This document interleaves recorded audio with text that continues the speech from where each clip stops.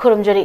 North window TV ने संदोक्चरीबा news analysis में ताबीरीबा पुमनमपु अहानबमक्तदा संगबन बिरेना तरामदोक्चरी ngasi imphal da phongkiba maruoiba pauche singda kari karamba maruoiba headline sing yauribage habidu khananenabgidamakta aikogi studio se lengsindina leibire mingoina panjarabda oja SHANTA NAHAKPAM general secretary UCM oja bo ahanbamक्तदा north window gi maikedi taramdokchuri Tagachurza. Oza ngasigi analysis se makha chatharappoina ngasigi ayamba khogi paper sing da phongliba khogi headline sing amal khak lokhachage manipur gi irang da Myanmar gi kuki sing yaushilapagi mai khogi wafam mayek single kamjong gi khun ohumda ke NAV na landa khre yung kaya ut on khre oza masalak chani base khogi ngara koi kamjong gi khul khogi district ki manung chan ba haiba tare namli amde adegi wangli amadi charo khulda khogi Myanmar da base choba ke NAV gi कोई militant Singh ओइगनी थाजब खुलाई पाइब सिंगना India की कोई लमखै की मनुंगदा लांशिलक्तुना कोई Kamjong district दा कोई border की area दा लैबा कोई बॉर्डर एरिया खुल सिंगदा लंदारक्लिबा कोई असि एक्सटर्नल एग्रेशन नते हाइगे दौरिब्रा मरे कोई मिरै बागता की ngमखै लांशिलक्लगा लंदारक्पा असिदा इंडिया लैंगाकना करी पाखुम पिगेदगी हाइब वाफम स्न्यूजा अहान बसे ओजागी मोत कमाय थनबिनिगा हम दा नोटिस विंडो यंबिरिबा कोई प्रोमो खोमजे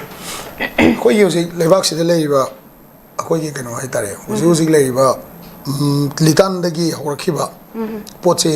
मियामना हुजिकती याम क्रिटिकल ओइबा स्टेज अमदा मु लेइरेबको मसी मियाम की वाखलदा अइना सुम खंजबदा मणिपुर मियाम की वाखंदा पालिबा लेंगाक्सिना मफम मतम चाना मथौ पांगथोकपा ngamdabagi स्टेज अम लेइरे ममांगदसु अखोइना प्लेटफॉर्म कया दा हाइजग्रे डिप्यूटी सीएम अनि लेइबनिना सुगुम्बा इशू सि लेबम थोकतबरा हाइजग्रेबको स्वाइदा येंगबा याबसि अइगी Mota external aggression ne habasumadi may yamthin sienge video mayam ama leire adagi ngasagi particularly honorable MLA manasu magi office tagi tholopa statement da yam clear katta masigi pochi external aggression ni habse mana palle ko sarkar gi manung da yawba mi amana honorable amana masi si yauna pan mangam ko habse masi sarkar mathau pangthok ta badagi ni na hana hanbada sumaina thamjage ko ani subada Government of India na Manipur de yengiba kenogi lalobagi policy se laloba mutat kani 2029 da ne declare di tauba adugi matungina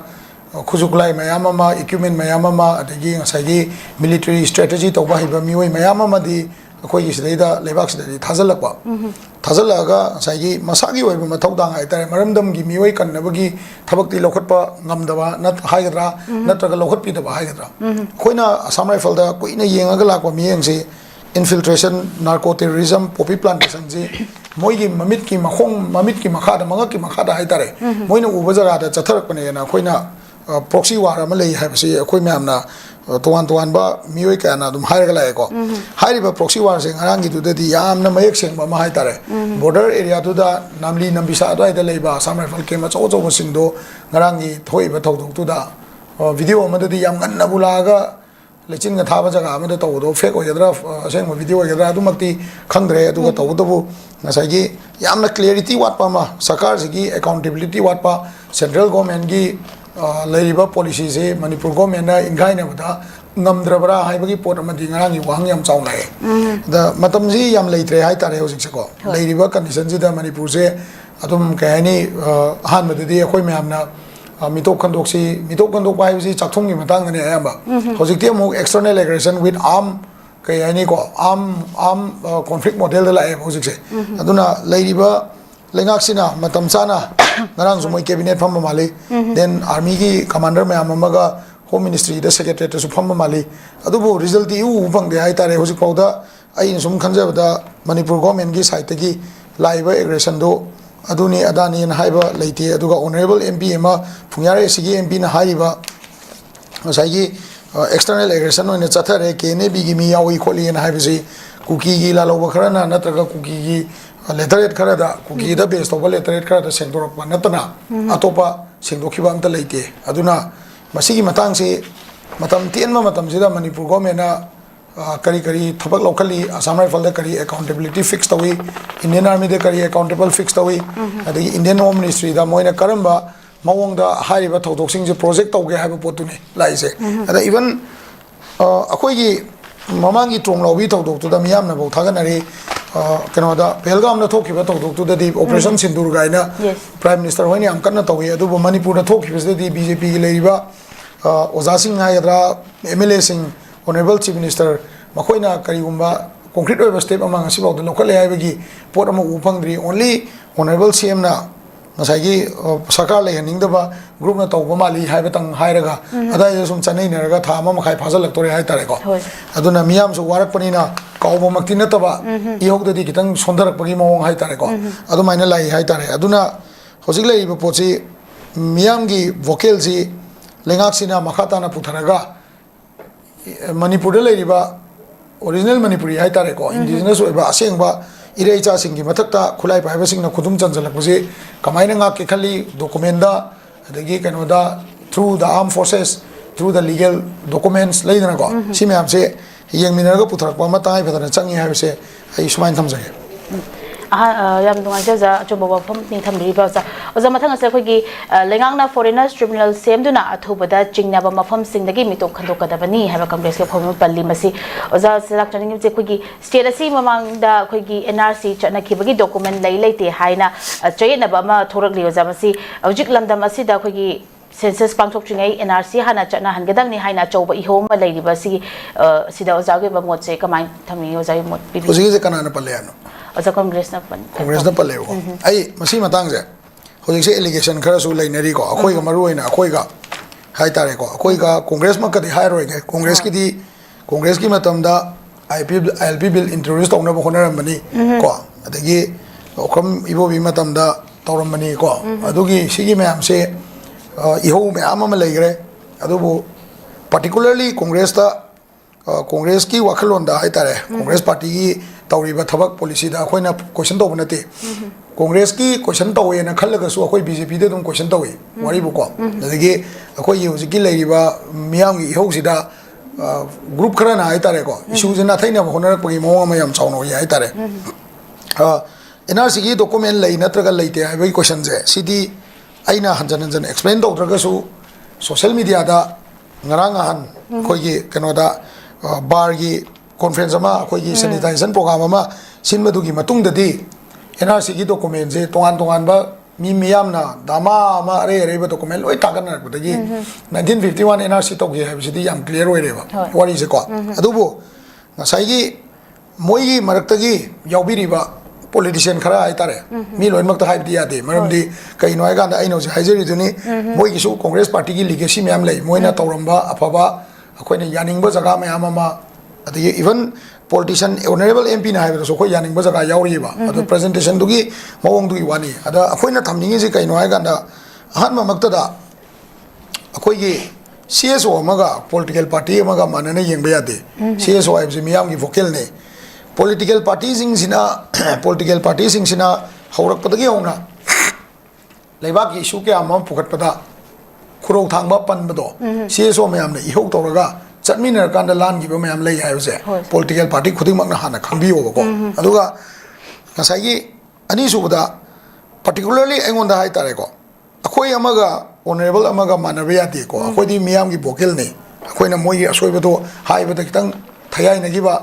ꯆꯨꯝꯅ ꯇꯥꯔꯛꯇꯕ ꯃꯄꯥ ꯆꯞ ꯆꯥꯅ ꯇꯥꯗꯕꯗꯣ ꯑꯗꯨꯒꯤ clarification ꯄꯤꯕꯩ ꯋꯥꯅꯤ ꯑꯗꯨꯒ ꯑꯩꯈꯣꯏꯅ ꯂꯨꯞ ꯑꯇꯩ ꯄꯟꯕꯗꯨꯗꯤ ꯑꯩꯈꯣꯏ ꯃꯌꯥꯝꯁꯦ ꯄꯥꯟꯗꯝ ꯃꯥꯟꯅꯅ ꯄꯨꯂꯞ ꯆꯠꯃꯤꯟꯅꯩ ꯀꯣ ꯄꯨꯂꯞ ꯆꯠꯃꯤꯟꯅꯩ ꯑꯗꯨꯒ ꯉꯁꯥꯏꯒꯤ ꯄꯥꯟꯗꯝ ꯃꯥꯟꯅꯅ ꯆꯠꯃꯤꯟꯅꯩ ꯑꯗꯨꯒ ꯑꯩꯈꯣꯏ ꯄꯥꯟꯗꯝꯗꯤ ꯑꯃꯈꯛꯇꯅꯤ ꯃꯣꯏꯅꯁꯨ ꯑꯣꯅꯔꯦꯕꯜ ꯍꯣꯏꯗ ꯇꯣꯉꯥꯟꯕ ꯄꯥꯔꯇꯤꯁꯤꯡꯗ ꯑꯦꯄ꯭ꯔꯣꯆ ꯂꯣꯏ ꯇꯧꯅꯩ ꯑꯩꯈꯣꯏꯁꯨ ꯄꯥꯔꯇꯤ ꯈꯨꯗꯤꯡꯃꯛꯇ ꯑꯦꯄ꯭ꯔꯣꯆ ꯇꯧꯏ ꯁꯤꯒꯤ NRCꯒꯤ ꯃꯇꯥꯡꯁꯤ ꯈꯟꯅꯁꯤ ꯅꯩꯅꯁꯤ ꯐꯣꯟꯗ ꯋꯥꯔꯤ ꯁꯥꯟꯅꯕ ꯑꯗꯒꯤ ꯗꯣꯀꯨꯃꯦꯟ ꯊꯤꯜꯂꯨꯕ ꯃꯌꯥꯝ ꯌꯥꯎꯏ ꯏꯚꯟ ꯑꯩꯈꯣꯏ ꯑꯣꯅꯔꯦꯕꯜ MPꯗꯁꯨ ꯑꯩꯈꯣꯏ ꯗꯣꯀꯨꯃꯦꯟ ꯃꯥꯒꯤ PROꯗ ꯅꯝꯗꯅ ꯅꯨꯃꯤꯠꯇꯣ ꯃꯥ ꯗꯦꯜꯂꯤꯗ ꯂꯩꯕ ꯃꯇꯝꯗ ꯃꯗꯨ ꯌꯧꯅꯕ ꯍꯥꯏꯅ ꯏꯚꯟ ꯄꯥꯔꯂꯤꯌꯥꯃꯦꯟꯇ ꯄꯨꯊꯣꯛꯄꯤꯌꯨ ꯍꯥꯏꯅ ꯑꯩꯈꯣꯏ ꯗꯣꯀꯨꯃꯦꯟ ꯁꯕꯃꯤꯠ ꯇꯧꯈꯤꯕ ꯂꯩꯌꯦꯕ ꯀꯣ ꯊ꯭ꯔꯨ ꯃꯁꯥꯃꯛꯀ ꯐꯥꯎꯅ ꯉꯝꯗ ꯇꯥꯔꯁꯨ through someone some reasonable and qualified person ꯍꯥꯏꯇꯥꯔꯦꯀꯣ ꯑꯗꯨꯃꯥꯏꯅ ꯄꯤꯈꯤꯕ ꯂꯩꯌꯦꯕ ꯑꯗ ꯍꯧꯖꯤꯛꯁꯦ NRCꯒꯤ ꯗꯣꯀꯨꯃꯦꯟ ꯂꯩꯕ ꯅꯠꯇ꯭ꯔꯒ ꯂꯩꯇꯕꯒꯤ ꯃꯇꯥꯡꯁꯤꯗ ꯅꯍꯥꯟꯒꯤ ꯀꯣꯟꯐꯔꯦꯟꯁꯇꯨꯗ NRC ꯂꯩꯇꯦꯅ ꯗꯤꯀ꯭ꯂꯦꯌꯔ ꯇꯧꯕꯤꯔꯝꯕꯁꯤ ꯉꯁꯥꯏꯒꯤ ꯀꯩꯅꯣꯅꯅꯦꯕ ꯀꯣꯡꯒ꯭ꯔꯦꯁꯀꯤ MPꯅ ꯇꯧꯔꯝꯕꯅꯦꯕ ꯑꯣꯅꯔꯦꯕꯜ MPꯅ ꯀꯣ ꯑꯗꯨꯒꯤ ꯃꯇꯨꯡ ꯏꯟꯅ ꯃꯤꯌꯥꯝꯅ ꯗꯣꯀꯨꯃꯦꯟ ꯂꯩ ꯁꯤ ꯑꯣꯏꯕ ꯌꯥꯏ ꯁꯤ ꯑꯣꯏꯗꯕ ꯌꯥꯏ DCꯒꯤꯗ ꯂꯩꯈꯤꯕꯅꯤ ꯑꯗꯨ ꯂꯩꯈꯤꯕꯅꯦꯅ ꯂꯣꯏ ꯄꯨꯊꯣꯛꯅꯔꯛꯑꯦꯕꯀꯣ ꯍꯥꯏꯔꯤꯕ ꯄꯣꯠꯁꯤ ꯄ꯭ꯔꯤ ꯚꯦꯔꯤꯐꯥꯏ ꯑꯣꯏꯅ ꯄ꯭ꯔꯣꯁꯦꯁ ꯅꯥꯏꯅ ꯔꯤꯁꯔꯁ ꯇꯧꯕꯤꯔꯝꯕꯗꯨꯗ ꯃꯄꯨꯡ ꯐꯥꯅ ꯔꯤꯁꯔꯁ ꯇꯧꯕꯤꯔꯒ ꯃꯤꯌꯥꯝꯗ ꯊꯝꯕꯤꯔꯗꯤ ꯐꯗꯧꯅꯤ ꯍꯥꯏꯕꯒꯤ ꯋꯥꯅꯦꯕꯀꯣ ꯑꯗꯨꯅꯤ ꯂꯩꯔꯤꯁꯦ adagi ani subada miyam gi ihauda ILP gi ihau si akoi gi hojiki 14 organization gi leibiramba an sing hai tare ozai botom bi kuman then akoi oza jadumni sabam jadumni moi mayam na ILP ihau je horakpani ILP ihau je horakpa matam duda mayam loi punjalaga ILP bill je pass tawna bona rakpada गंभीर सिंह महाराज की मतम the लेबा मीसी foreigner ने ना कनाम तना high गिब लेतेबा अखोय न जो हाई दे एनी रिप्रेजेंटेशन एनी डॉक्यूमेंट हाई गिब लेतेबा ऑनरेबल एमपी ना हंजन हंजन वांगांग दा यामना साउना हाई तारे को नंगना हाई गिबदो नंगना हाई गिबदो अदु कनाना यादोइनो गा हाईबे मोंगदा अदु याम तोइना हाईबसी मियाम गी इहो मियाम गी लेरिबा वाखलोन 1951 गी ममांगदा लेरंबा मी सिंगदु अखोई इंडिजिनस अखोई मणिपुरी नी हाइसी 1951 की मतुंग दा यानब जगह दगी लिंक तौरकांदा फॉरेनर हबदि कोन चांगबो मीजिंग दो खंदोगा मोगी रिहेबिलिटेशन बु तोबो येरा डिपोर्ट तोबो येरा मधु मयाम खनमिना सी हाइबा इशू जेनेबल आइसे अदुई जगह दु दमो ngसाई 1950 का कनोगी होजिकी महाराज गंभीर सिंह की मतम की वारीसी खितंग अमुक थाय नरगा थमकांदा मधु मदे आई क्लैरिफाई तौरगे कनाम तन हाई गिब लेते लेरम तारगरी मधु पुथोपीबम चंगी मरमदी मियाम की इहौदुबु लाना ना थैना पुनब होनबने लौजै हाई तारे को अदुगी मतुंगदा मु लेरिबा पोची कैनो हाय गांदा 1935 की इंडिया की एक अमल लेबसी ब्रिटिश इंडिया की एक अमल लेबसी का 1947 के सिसु अमुक चाहिँ ना लेबा 1947 दा इंस्ट्रूमेंट ऑफ कनो से इंडियन इंडिपेंडेंस एक्ट से मसी लाको मतम दा ममांग दा लेरंबा ब्रिटिश मतम की एनी एक्ट तो अखोय पुन्ना चलाइरंबा ओइरा अमा ओइरा मधु सुपरसीड तौरगा अपुनबा भारत खुनाई सिबु थादो अमगा चटखरबने हाबिसे अखोय मियामने याबा पोनेबा मसी मतुंगिना 13 अगस्त फिरान सिंगतना तोंगान तोंगानबा फंक्शन पांगथोक्तना मणिपुरी निंगदम पालन जे कोई होसिसु तौरीबनेबा अदुगी मतुंगिना 1947 मणिपुर कॉन्स्टिट्यूशन एक्ट 1948 ता इलेक्शन तौबा मर्जर की ममांगदा अखोई की इलेक्टोरल रोल मसु लेरमे हाबसे मसी अखोई मैम यामिनबम चंगेबा सोय जगह सिदा 1948 की इलेक्टोरल रोल 1948 की इलेक्शन सिदा मी यांखो युमदोय वोट का की बसे मसी एक्सेप्ट तौदबा ममी एमा ताय हाय तारे कांग्रेस ना हाय नते को ऑनरेबल अमना हाय ऑनरेबल एमपी दम हाय के को माना तौदम मी ताय हाय तारे सिगी मतंग सिना कै लाके गांदा 14 CSO ना पुथजरकपा 14 CSO की लेरिबा ऑर्गेनाइजेशन जी की मनुंग द लेबा मयाम से सिना पुथजरकपा ILP की यौदगी हौरगा ngasi NRC की डिमांड सिदा अखोइना हाइजरिबा पोचे ngसाई मियाम की अपम मसिगा पनबिरैबा मयाम दुगा थायाइनेबा सिगी थायाइना बसी क्लैरिफिकेशन अमा मियाम न तौबगी महुता पर्सनल अटैक होइना तौरगा नत्रगा अखोइगी अरानबा अमता हाइगिबा लेते अखोइदी असेंगबैदी कांग्रेस पार्टी ना ngarang प्रेस मीट तौबिरकपुदुदि पार्टी के लेवल तौरकपदा आइदी खुमरोयना खंजरबने याम सेना मरमदी मधु पार्टी की ममांगदा पार्टी ना तौबिरंबा कांग्रेस ना चही 35 पालकपदा मोइना तौबिरंबा अफबा मयामदो अखोइजु काउबा यादे एसएस होइना अदाय पाउदी अखोइ एक्सेप्ट तौवेबा अदुबु पर्सनल होइना चथरकपा अखोइना हाइगिबदा मी ममिंग पल्लगा तौरकपा अदि ऑनरेबल एमपी दा अखोइना ममिंग पनरो तोवानबने माना मियाम की लीडर नेबको अदुबु CSO अमना CSO सिना 2001 समना हाइबदा ओजाना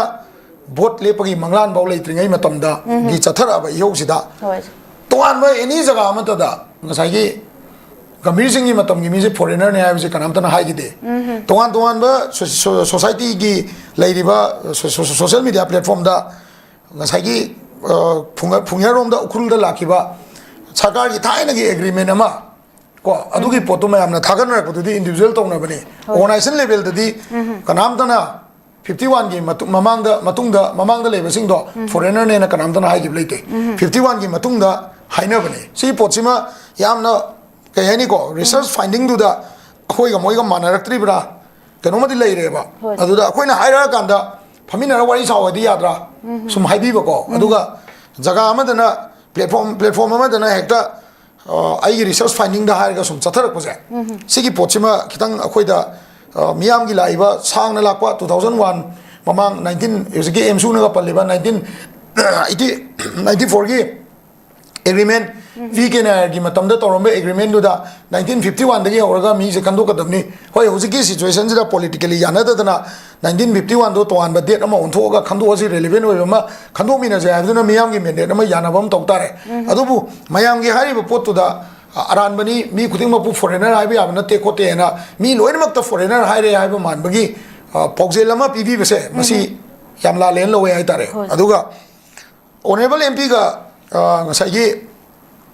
ꯑꯩꯈꯣꯏꯒ ꯍꯥꯏꯇꯥꯔꯦ ꯏꯟꯗꯤꯕꯤꯖꯨꯋꯦꯜ ꯑꯩꯒꯀꯣ ꯌꯥꯝꯅ ꯊꯥꯛ ꯃꯥꯟꯅꯕꯔꯣꯝꯗ ꯄꯨꯕꯤꯕꯁꯤꯁꯨ ꯇꯧꯕꯤꯒꯅꯨ ꯃꯁꯤ ꯑꯩꯈꯣꯏꯗꯤ ꯌꯥꯝ ꯂꯦꯃꯦꯟ ꯏꯟꯗꯤꯕꯤꯖꯨꯋꯦꯜꯅꯦ ꯉꯁꯥꯏꯒꯤ ꯑꯣꯅꯔꯦꯕꯜ MP ꯅ ꯑꯩꯈꯣꯏꯕꯨ ꯌꯥꯝꯅ ꯑꯩꯈꯣꯏꯅ ꯍꯥꯏꯕꯗꯣ ꯌꯥꯝ ꯂꯨꯝꯅ ꯂꯧꯔꯒ ꯁꯖꯦꯁꯟ ꯑꯣꯏꯅ ꯈꯟꯕꯤꯗꯕ ꯍꯥꯏꯇꯥꯔꯦꯀꯣ ꯍꯣꯏ ꯑꯩꯈꯣꯏꯅ ꯈꯔ ꯁꯥꯎꯔ ꯉꯥꯡꯕꯗꯨꯗꯤ ꯃꯍꯥꯛꯅꯁꯨ ꯌꯥꯝ ꯁꯥꯎꯅ ꯈꯨꯗꯣꯝꯕꯤꯒ ꯇꯧꯗꯅ ꯌꯥꯝ ꯉꯥꯡꯕ ꯌꯥꯎꯔꯤꯕꯀꯣ ꯑꯗꯨꯗ ꯑꯩꯈꯣꯏꯅ ꯂꯤꯗꯔ ꯑꯃ ꯑꯣꯏꯕꯒꯤ ꯄ꯭ꯔꯖꯦꯟ ꯇꯧꯍꯟꯅꯤꯡꯗꯕꯁꯨ ꯌꯥꯎꯏ ꯑꯩꯈꯣꯏꯅ ꯆꯍꯤ ꯀꯌꯥ ꯄꯨꯊꯔꯛꯄ ꯑꯩꯈꯣꯏꯒꯤ ꯑꯍꯟꯁꯤꯡꯅ ꯄꯨꯊꯔꯝꯕ ꯃꯌꯥꯝꯗꯨꯕꯨ ꯂꯥꯟꯅ ꯄ꯭ꯔꯣꯃꯣꯠ ꯇꯧꯔꯒꯗꯤ ꯑꯩꯈꯣꯏꯅ ꯍꯥꯏꯗꯕ ꯄꯣꯠꯇꯨ ꯍꯥꯏ 1951ꯒꯤꯗꯨ ꯃꯌꯥꯝꯅ ꯊꯤꯗꯣꯛꯇ꯭ꯔꯤꯕꯅꯦꯕ 1951ꯒꯤꯁꯤ ꯍꯧꯖꯤꯛꯇꯤ NRC ꯂꯩꯔꯝꯕ ꯈꯣꯠꯄ ꯑꯗꯒꯤ ꯀꯥꯎꯟꯇꯤꯡ ꯇꯧꯔꯝꯕꯒꯤ ꯗꯦꯟ ꯀꯗꯥꯏꯗ ꯂꯩꯔꯝꯅꯤ DCꯗ ꯂꯩꯔꯝꯅꯤ ꯂꯣꯏ ꯄꯨꯊꯣꯛꯅꯔꯦꯗꯅ ꯍꯧꯖꯤꯛꯇꯤ ꯂꯣꯠꯂ ꯂꯩꯔꯝꯕ ꯆꯦꯁꯤꯡꯗꯨꯀꯣ ꯃꯗꯨ ꯃꯌꯥꯝꯗꯨ ꯌꯦꯡꯕꯤꯔꯀꯥꯟꯗ ꯊꯃꯣꯏꯗꯣ ꯈꯔ ꯐꯥꯗꯕꯤꯔꯒ ꯑꯩ ꯍꯥꯏꯖꯅꯤꯡꯉꯤꯁꯦꯀꯣ ꯐꯥꯗꯕꯤꯔꯒ ꯋꯥꯈꯟꯗꯣ ꯈꯟꯊꯔꯒ ꯃꯤꯌꯥꯝꯒ ꯃꯥꯟꯅꯅ ꯃꯤꯌꯥꯝꯒꯤ ꯑꯄꯥꯝꯕꯗꯨꯕꯨ ꯌꯦꯡꯉ ꯆꯠꯄꯤꯕꯒꯤ ꯇꯉꯥꯏꯐꯗꯕ ꯂꯩꯕ꯭ꯔꯥꯅ ꯈꯜꯂꯤ ꯀꯣꯡꯒ꯭ꯔꯦꯁ ꯄꯥꯔꯇꯤꯅ ꯉꯔꯥꯡ ꯍꯥꯏꯕꯤꯔꯛꯄꯗꯨ ꯈꯤꯇꯪꯗꯤ ꯍꯣꯏ ꯑꯩꯈꯣꯏꯅ ꯌꯥꯅꯤꯡꯗꯕ ꯌꯥꯎꯔꯒꯁꯨꯀꯣ ꯑꯩꯈꯣꯏ ꯄꯥꯔꯇꯤ ꯂꯦꯚꯦꯜꯗ ꯍꯥꯏꯔꯛꯄꯗꯨꯗꯤ ꯇꯁꯦꯡꯅ ꯄꯥꯔꯇꯤꯕꯨ ꯑꯣꯅꯔ ꯇꯧꯔꯒ ꯍꯥꯏꯇꯥꯔꯦꯀꯣ ꯃꯗꯨꯗꯤ ꯑꯩꯈꯣꯏꯅ ꯑꯦꯛꯁꯦꯞ ꯇꯧ ꯇꯥꯔꯦ ꯍꯥꯏꯇꯥꯔꯦ ꯃꯔꯝꯗꯤ ꯃꯣꯏꯒꯤ ꯑꯐꯕ ꯃꯌꯥꯝ ꯂꯩ ꯃꯤꯁꯑꯟꯗꯔꯁꯇꯦꯟꯗꯤꯡ ꯂꯩꯕꯗꯨ ꯄꯥꯔꯇꯤꯅꯁꯨ ꯍꯥꯏꯕꯤꯔꯕꯅꯤꯅ ꯃꯗꯨ ꯇꯧ ꯇꯥꯔꯦ ꯑꯗꯨꯕꯨ ꯏꯟꯗꯤꯕꯤꯖꯨꯋꯦꯜ ꯑꯣꯏꯅ ꯇꯧꯔꯛꯄꯗꯨꯗꯤ ꯇꯁꯦꯡꯅ ꯃꯥꯅ ꯉꯥꯡꯈꯤꯕ ꯃꯌꯥꯝꯗꯨꯒꯤ ꯄꯣꯏꯟ ꯕꯥꯏ ꯄꯣꯏꯟ ꯄꯦꯔꯥ ꯕꯥꯏ ꯄꯦꯔꯥꯒꯤ ꯑꯥꯔꯊ ꯍꯟꯅꯕ ꯇꯥꯔꯒꯗꯤ ꯃꯗꯨ ꯑꯩꯈꯣꯏꯗꯁꯨ ꯐꯖꯗꯕ ꯂꯥꯛꯀꯗ꯭ꯔꯥ ꯑꯗꯨꯕꯨ ꯑꯦꯖ ꯑ ꯂꯤꯗꯔ ꯑꯣꯐ ꯗ ꯁ꯭ꯇꯦꯠ ꯍꯥꯏꯇꯥꯔꯦ ꯏꯂꯦꯛꯇꯦꯗ ꯂꯤꯗꯔ ꯑꯣꯐ ꯗ ꯁ꯭ꯇꯦꯠꯇꯗꯤ ꯃꯗꯨꯒꯤ ꯊꯥꯛꯇꯨꯗ ꯀꯩ ꯍꯥꯏꯅꯤꯀꯣ ꯀꯨꯝꯊꯔꯛꯑꯒ CSO ꯑꯃꯅ ꯆꯦ ꯄꯤꯈꯤꯕꯗꯨꯕꯨ ꯄꯤꯗꯦ ꯍꯥꯏꯕ ꯑꯗꯒꯤ ꯑꯇꯣꯞꯄ ꯃꯌꯥꯝꯅꯁꯨ ꯄꯤꯔꯝꯕ ꯌꯥꯏꯒ ꯍꯥꯏꯕꯗꯣ ꯃꯃꯤꯡ ꯄꯜꯂꯨꯕꯒꯗꯣ ꯃꯃꯤꯡꯒꯗꯣ ꯄꯜꯂꯒ ꯃꯥꯁꯨ ꯁꯣ ꯌꯧꯔꯛꯇꯦꯒ ꯍꯥꯏꯕ ꯑꯩꯈꯣꯏ ꯃꯔꯛꯇ ꯑꯩꯈꯣꯏꯅ ꯃꯉꯣꯟꯗ ꯑꯦꯄ꯭ꯔꯣꯆ ꯁꯣ ꯇꯧꯗꯕꯩ ꯃꯑꯣꯡꯗ ꯍꯥꯏꯕꯗꯨꯗꯤ ꯑꯩꯒꯤ ꯂꯅꯥꯏ ꯑꯣꯏꯅ ꯊꯤꯖꯤꯟꯖꯕꯅꯤ ꯍꯥꯏꯕ ꯃꯥꯟꯕ ꯑꯗꯨꯃꯥꯏꯅ ꯁꯨꯝ ꯆꯠꯊꯔꯛꯄꯗꯨꯗꯤ ꯑꯦꯖ ꯑꯦꯟ ꯏꯂꯦꯛꯇꯦꯗ ꯑꯣꯏꯅ ꯃꯗꯨ ꯇꯧꯕꯤꯒꯅꯨ ꯑꯄꯤꯜ ꯑꯃꯨꯛꯀꯁꯨ ꯇꯧꯖꯒꯦ ꯑꯗꯨꯒ ꯉꯁꯥꯏꯒꯤ ꯃꯤꯌꯥꯝꯒꯤ ꯏꯍꯨꯜꯁꯦ ꯈꯪꯉꯒ ꯃꯤꯌꯥꯝꯁꯤꯅ ꯀꯩꯅꯣꯒꯤ 1994 1980sꯇꯒꯤ ꯀꯔꯤ ꯄꯥꯝꯃꯒ ꯂꯥꯛꯈꯤꯒꯦꯗꯣ ꯈꯟꯕꯤꯔꯀꯥꯟꯗ ꯄꯥꯝꯃꯤꯕ ꯄꯣꯠꯇꯨ ꯁꯤꯒꯤ ꯗꯣꯀꯨꯃꯦꯟꯁꯦ ꯃꯌꯥꯝ ꯊꯤꯗꯣꯛꯃꯤꯟꯅꯕꯗ ꯐꯪꯗ ꯇꯥꯔꯗꯤ ꯁꯨꯃꯥꯏꯅ ꯇꯧꯕ ꯌꯥꯔꯣꯏꯗ꯭ꯔꯥꯅ ꯍꯥꯏꯅꯕꯒꯤ ꯄꯣꯠꯇ ꯆꯠꯇꯕꯤꯗ ꯂꯩꯇ꯭ꯔꯦ ꯑꯗꯨꯅ ꯁꯤꯅ ꯐꯔꯅꯤꯅ ꯁꯖꯦꯁ ꯇꯧꯕꯗꯣ ꯃꯤꯌꯥꯝꯅ ꯄꯨꯊꯣꯛꯄꯤꯔꯛꯄ ꯃꯌꯥꯝꯗꯣ ꯀꯔꯤ ꯋꯥꯈꯜꯂꯣꯟ ꯂꯩꯕꯤꯒꯦ ꯍꯥꯏꯕꯗꯣ ꯊꯃꯣꯏ ꯐꯥꯗꯔꯒ ꯑꯝꯇꯪ ꯈꯟꯊꯕ ꯑꯃ ꯆꯪꯉꯤ ꯑꯗꯨꯒ NRC ꯗꯣꯀꯨꯃꯦꯟ ꯂꯩꯇꯦ ꯍꯥꯏꯕꯗꯤ ꯁꯨꯡꯌꯥ ꯌꯥꯔꯣꯏ ꯑꯗꯨꯒ ꯃꯤꯌꯥꯝꯅ NRC ꯗꯣꯀꯨꯃꯦꯟꯁꯤꯒꯤ ꯃꯇꯥꯡꯗ ꯂꯩꯕꯒꯤ ꯃꯔꯝ ꯃꯌꯥꯝ ꯑꯃ ꯄꯨꯊꯣꯛꯑꯦ पैसा थादोकीबदु कनानोमा हेड अमददि पैसा चलमगनी मतमदुगी अकाउंटो हाइबे मयामसि थिदोकपैसे गवर्नमेंट पालिबा बीजेपी की अमदि ऑनरेबल एमपी अनि राज्यसभा एमपी यावना राज्यसभा एमपी देसो कोई रिप्रेजेंटेशन पीएबा अदुगा ngसाइगी यावना तौबिगदबनि अदुबो मियामगी उल खंगबिरगा आइना पुखचरिसे मयामगी सेंटिमेंट द पुखचबने हाइबिरदि पदमने आइ लनाय ओइना तौजबने दि पॉलिटिक्स ता रना लनाय हाइबे लेते पॉलिटिक्स ता मियामगी तौबिरिबा थबक खुदिंगमकसे मणिपुर मियामगी दमक आइना मयाम मणिपुर मियामना लाइरिबा इलेक्शन कारबा सिंगसिदा सिनरगा मियामगी दमक चेनबिबने हाइतारे मोइन तौबिरिसे अदुमाइना आई थमजगे यामचु फमने बजा ओजा मथंग लाक्चिगे कोगी कामजोंग अमसुंग उख्रुल डिस्ट्रिक्ट असि मणिपुर अमदि इंडियन यूनियन गी सरुक अमन नत्रबरा हाइबा वाफम कोगी कोकोमिना हारपो कोगी फुंगदोपो वाफम ने जमसि हौखिबा कोगी ममांगी फेब्रुवारी थागी दा कोगी कुकी नार्को टेररिस्टिंग ना इंफाल की उख्रुल लंबी नेशनल हाईवे 202 गी लितांदा मिचम मियामगी युम कई मै थाबा अमति लंथुम कया मांगन तखन किबगी थौदोक कया थोखिबा लैख्रे ओजा मसि उना कोगी होम मिनिस्टर लैरि कोगी सेंटर ना कोगी प्राइम मिनिस्टर उना मसी ताना तासिनदना लैरिबा मसी पहलगाम अटैक की दी मसीदा ऑपरेशन सिंदूर न खुदकता कोगी लमन खुंबगी ऑपरेशन सिंदूर न कोगी चथरी ओजा मसी कोगी मणिपुर द थोकलिबा हौजिक फावदगी मे की 2023 की थोलकलिबा issue ngasi ka chahi ahum hele masidadi koi karamba terrorist की चथरइबा अटैक असे करamba मखल की ऑपरेशन चथरगा मसी लमन खुंगदरनो हाइबगी पाखुम अमा हंगलि वहंग अमा हंगलि ओजा साबतांग ओजा कमा थम कोकोमिना हाइरिजे अचुमने को कोकोमिना हाइरिजे अचुमने असेंगबनी मियामगी अपामबदुने मसे अखोइना कोकोमिगा नगनेयना हाइबे नति होय जा पालिबा लेंगाक्सी ngsaigi equal responsibility amadi leibine maramdi chief minister na parliament da chalaga ngangubdi yadaba adagi lobby tawbuda chief minister sina swai to bane adubu Rajya Sabha ki MP masu leiri loina na Congress ki MP ani leiri aina thamjani mudi gaino ai ganda sarkar si coordination je masagi waina kitang watpra natraga Delhi na noi coordinate sungdau tawrono noi sungdau tawno akoi thokpa tawni haibasida lengak sina yaraga leithokhraba haiba question amdi laeba swaida political oina yengan nadi adum masagi opposition kanguna kenoda ruling kamuda sum hunba chaibiba ko sima adum khar lei adu chaibiba do effective oide ya je koi loi kangi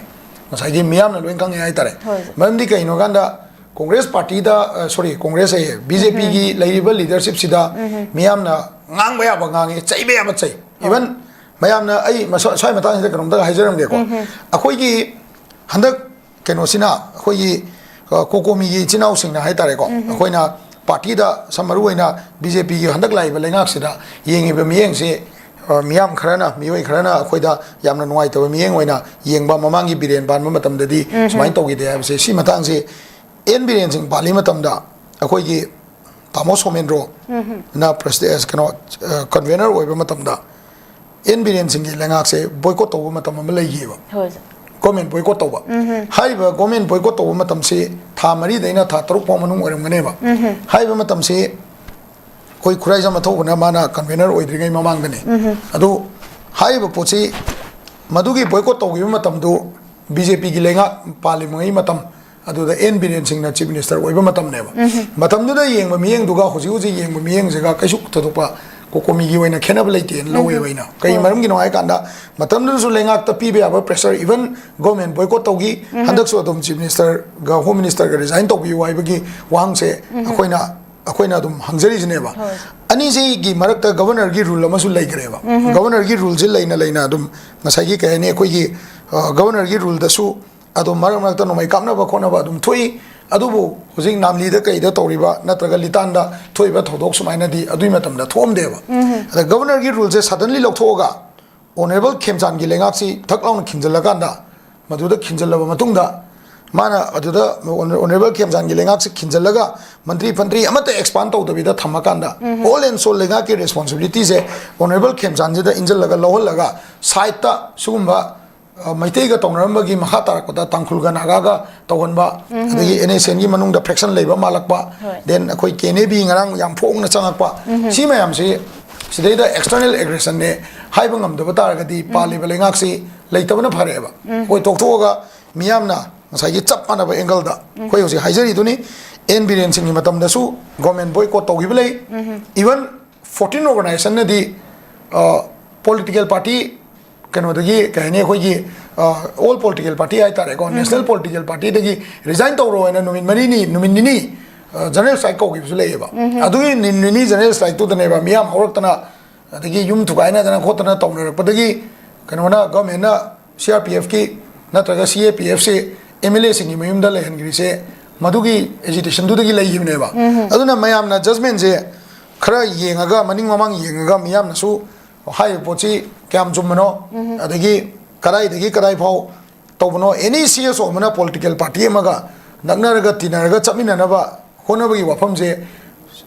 agitation natraga agitation level tabai wa na tana madugi potuma questionable sumai hoite ba maramdi sakar gi paliba lenga ka wari sanana ba honaba sakar da pressure to ba habidi mai ma thone ba adubu namli de thoi ba todok adagi hoji kokomi ne palei bedu adugi level bauda central government na kari gi hoji bautu min le no haibse akoina manipur government na haida be center da harak pai maram se akoi hoji le ba position ji da sakar se ani BJP lengak ani leader ani lalaba governor gi matam amasu lalaba si matam je lalaba ji bauda akoi gi lengak sina manipur praja gi hakta leibak ki armed forces meam leibak ki law enforcement agency meam je sina bangam de abse mai gam sienge ba only dana da kaida khara chaiba kaw ba phuba mi pharaga law gi oiba BNSS ki section khara panba adu natna law and order ki situation je peaceful oiba manipur ram porokoda border area si natraga internal area sing natraga ching area sing se na moina mayek seng na palamba lengak su enbiren gi su governor gi su honorable khemchan gi lengak se su ngam de abse mayek seng eba aduna center gi policy da question torok pai je masana tab ne abni da sidai da aduni asida center gi policy hai tar ga di all political party do amu yengmam change pali belengak ta su yengmam changi opposition ju yengmam change ba ko opposition gi matau je through lawba chaibadu hoi adu di yam perfect oi re akoi yam thina perfect oi re sima yare adubu through the legal angle through Supreme Court through different committees of the parliament laidna ko adai prime minister gi level da home minister gi level da Rai Sabha gi MP ani si manar kanda party ki khena ba yengdana punjal laga moi ani Rai Sabha MP amadi loibu loidoro bani matam takmin na kanda house ta lauram badu natana atopa angle da su khara di to ya da bra ai haijani je jantar mantar da ichina mayam thoga Delhi gi DMCC kai ka mayam thoga dana tawri mayam ma activist mayam chala wangangi sigi activism sigi central government ga unabagi opportunity adagi central government da taksan maya bai opportunity akoina paper thak ko mayam do compile tawraga manipur gi club sukna organization sukna akoi da simu pressure to bulai aduna masi akoi home minister da makata na masi gi matang na khana na ba nataga masi naina na ba jaga do lomi ne haibagi wakhalon je leitab jala only political party masen even akoi CSO da wauda political party gi type ta allegation to khala ne ba aduga social media handle mayam na akoi ju political party gi type ta man bai mong i be yauna re ba sigi poche moina mathau pangthok bangam da dagi thoine lowe hai tare aduna pali belengak sina center dagi matam chana pakhum lo bangam dragadi miyam gi oiba wakhana ma tongana lakani lakpa matam duda ai wakhanda mi khara ni khalam bia election da tawlo ren kalam bia adubu election ngai ro ena khanba mioi khara su soidana yarok pa ichinau siriba soiba yumai chaiba property mangi me amje paisa na mantingna ba yabna te amje sima thamjage azalo shilapoda koi pigel molda michom hat ki ba high court judicial inquiry to hanbi hajarapa petition notice issue tawkhre ozamasi mamang thagi koi tang taru amasung tare kilo na ba hingda tronglao bi thokiba bongi attack ta koi gi angangani lekhidaba amadi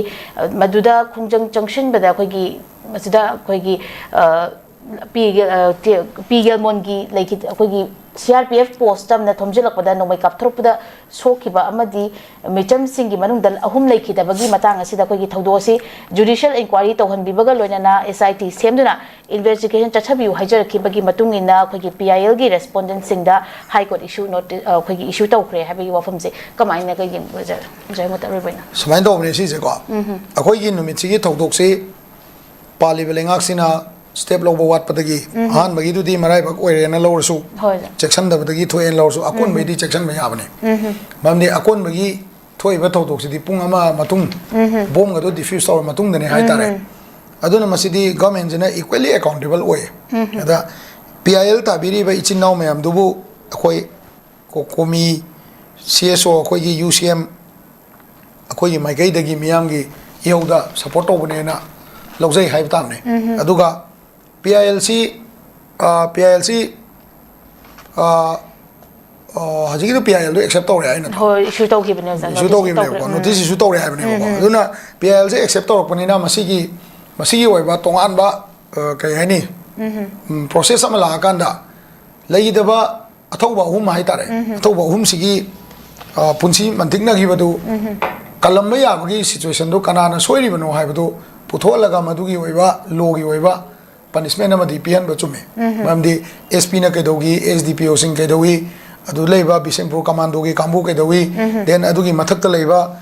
kenogi akhoi CAPF amadi armed forces me am moi kedorga lewi hai ba pon me am do yam clarity na ina hai tare ko yam clear oina madugi poto lehan bagi tai phatabam lei madu sakarna inquiry to da tapthar panina court inquiry sina khwai dagi thuba khwai de chumba inquiry oigadra hai bise asi chumi masida miyamna support of thoi and ishmain tamjagi yam ngaje oja na chinba matam kya kai thopiduna notice window gi news analysis saru ya biduna mapum family bagi damakta oja bo haninga litera thaga pafungduk chari loine notice window TV na sanduk chari pa news analysis matang solution chari ming tabiri bapum na mapu amuka suana khurum chari Admission open. National Institute of Electronics and Information Technology NELIT Imphal-gi tongan ba course singi admission haujari chahi amagi PGDCA chahi anigi MCA MTech AI and ML MSc IT MSc Bioinformatics yauna 2026-2027 session gidamak chahi marigi BCA BSc Computer Science BTech AI and ML amasung chahi ahungi Diploma Engineering da ming chananaba registration toba yaragani PGDCA, MCA, MTech, AI and ML, MSc IT, MSc Bioinformatics ki oina registration tobagi aroiba numit lakliba June gi tarik 12 ni entrance test na June gi tarik 13 ta fangthokani BCA BSc Computer Science, BTech AI and ML gi registration tawbagi aroiba numitna Megi tang kunni entrance test na Megi tarik kunmari da pangthokani nupa macha amasung nupi masagi hostel gi khudong chabasu pijari SC amasung ST mahiroi singi tuition fee free oijagani pijari ba QR code asida scan tawraga online registration tawbasu yagani akupa maro gidamak mobile number 8132062261 natragana 7005106072 da call tawbiraktuna khangbiba yagani Sparkle Educational Service ki Career Counselor ki Female amasung Male ki ahangba post ani kauri Educational Qualification MBA loiba oigadabani Fresher amasung Experience leiraba miyoisingna apply tawbiba yagani Hena akupa marol kidamak 7005063196 natragana 9366230077 da contact tawbirao natragana aikoigi office Sparkle Educational Service, 2nd floor, Northeast Window TV Building, Hata, New Chikon Road, Imphal East, Manipur da lengsin birao.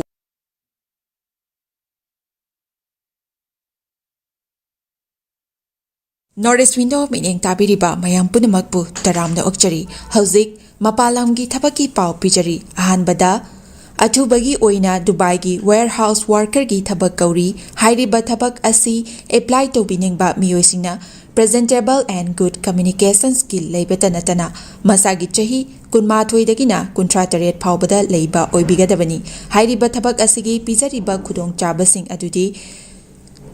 per day 12 hours duty hours oijagani per week ta 6 days duty oijagani 2 years work visa pijagani loinana accommodation and transportation pijabatanatana medical and insurance su pijagani hairiba thabak asigi thagi oiba salary lising kuntaretagi haujagani ani subada United Arab Emirates ke driver gi thabak kauri hairiba thabak asi apply to winingba miyosinga Indian car license ka loinana Gulf ki license leiba oigadabani amasung basic English communication leigadabani Hairiba thabak asigi Indian license paibiba miyoisingi thagi oiba salary di lising yankhaidagi haujagani Gulf license paiba miyoisingi thagi oiba salary lising yankhai mangadagi haujagani ahum subada Beharan Water Park ki female retail staff tara kauri hairiba thabak asi apply to biningba miyoisingna retail experience leibaga loinana yamdrabada 165 cm ki changda wangba oibigadabani thabak asi tauba miyoisingna piriba khudong chabasing adudi accommodation transportation aduga duty meal su pizagani hairiba thabak asi thagi oiba salary lising maudra taretagi haujagani Pamarol gidamakta 7005273217 natraga 9366230077 natraga aikoigi office Northeast Window TV Building Hata New Chekon Road ta lengsin birau